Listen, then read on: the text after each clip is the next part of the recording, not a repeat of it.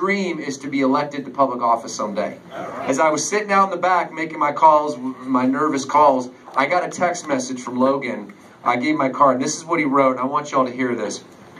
Hey John, this is Logan Atkins. I met you at the Ed Gillespie rally in Abingdon. I was the one in the wheelchair. Just wanted you guys to know you are in my prayers for tomorrow. The campaign totally reminds me of my surgery back in May. I have had good days and bad days, but at the end of the day, I never give up, even though some days I felt like giving up. I keep fighting no matter what the doctor's diagnosis was. That night in Abingdon truly inspired me that I can and will help people. Just because I'm disabled doesn't mean that I don't have the ability to enable. No matter the outcome tomorrow, you guys are winners. Even though we won't be with you in person, we are celebrating the victory. Please send my best regards to Ed Gillespie and the rest of the ticket. Never give up, Logan. Yeah.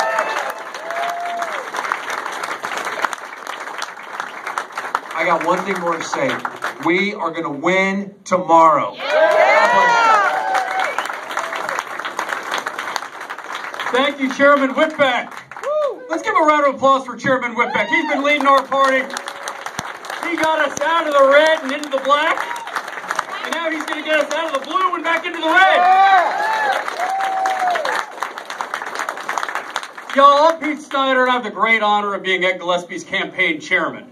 And I got to tell you, no two people are working harder to unite our party and make our Commonwealth work again than Ed and Kathy Gillespie. Yeah.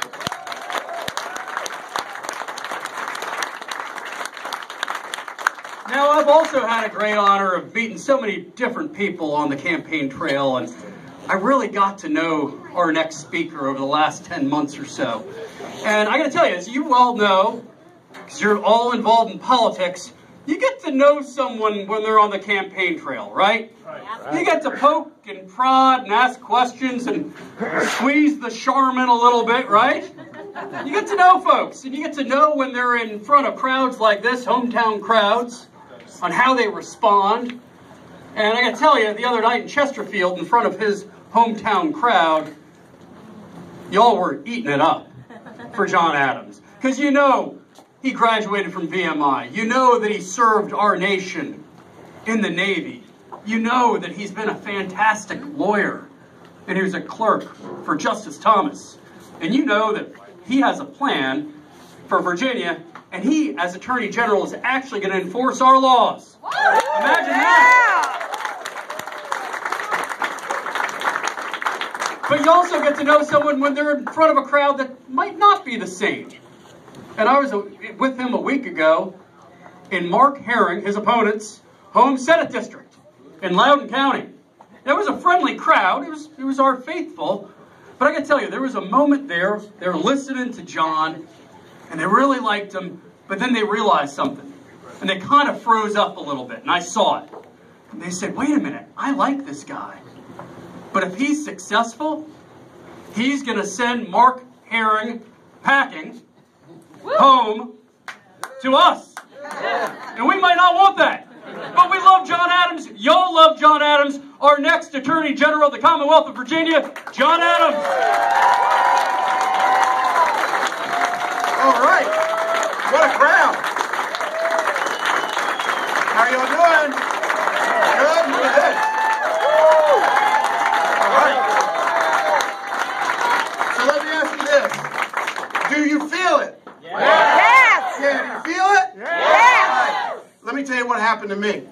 About 2.5 weeks ago, I was out on the campaign trail, and I just felt this incredible energy. And it was like the crowds were getting excited. People were so enthusiastic. There was just this huge uplift. Like, if for those of you who sail or surf, like when the water or the wind just takes you. And I called back to my campaign team, and I said, something special's going on. There's been a dramatic shift. And my campaign team said, whatever, get back to work. Just keep going. And then about 2 days later, they called me back. And they said, you were right. And we're seeing it in the data. And you guys are moving, and you're moving fast. And then my main guy, who's really good, said this. I want you to get Lisa and tell her, put on your chin strap because it's about to get nasty. The next day, that first awful flyer came out. And then they ran that vile and disgusting TV ad. And let me tell you something right now. They did that because they don't have anything to offer. I'm running against a guy who has been the Attorney General of Virginia for 4 years. For 4 years, he's been our Attorney General. He can't run one single positive ad explaining to you, the people of Virginia, what he's done for you. Heroin opioid spiraling out of control. Violent crime on the way up. Maybe he could run an ad about all those laws he defended. Yeah, not going to run that ad. So they just have nothing to offer.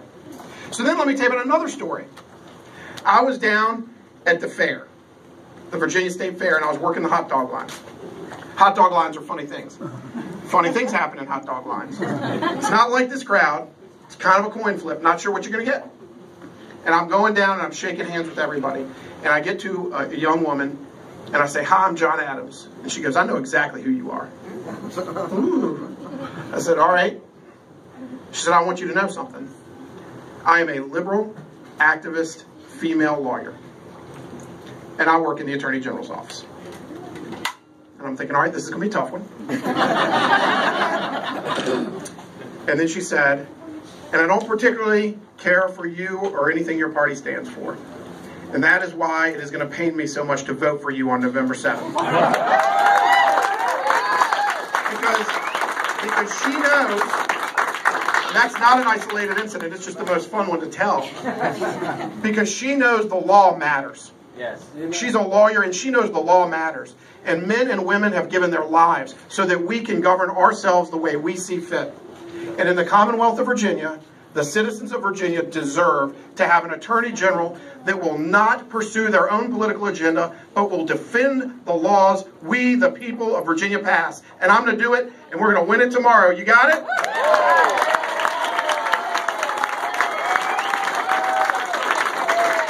right. I'm going to say 2 quick things about my running mates, and they're coming out here, my ticket mates. I just want to be real clear.